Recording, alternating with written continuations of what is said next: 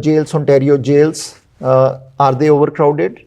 And because we have to keep criminals behind the bars, or Ontario making more jails now? So we're building more correctional capacity. We've invested $500 million in more capacity, 2,000 more staff since 2020 to make sure that we have the capacity that we need. The fact is, when you hear this argument from liberal-minded folks that we shouldn't be locking people up because of capacity issues, that's just not true. Anybody that is ordered to be in an Ontario correctional system, we find capacity for.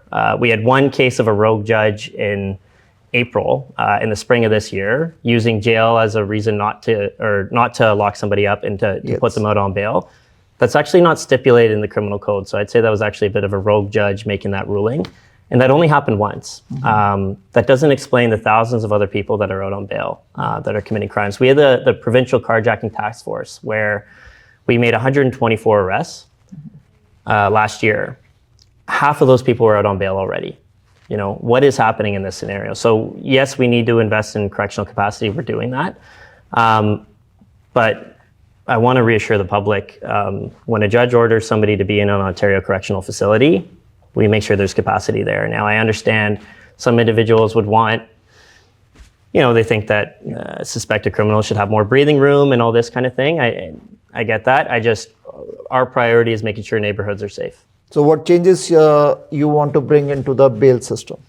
I want clarity in the criminal code, and I want to see public safety be the principal reason for that type of decision. But I will say, I'm not a federal politician, but I think it's incumbent on the federal government to do more homework, go back to the drawing board, bring us a plan that works for Ontario, that works for Ontario families. We can't have the same offender out 3, 4, 5, 6, 7, 8 different times, out on bail again and again and again, committing the same crime.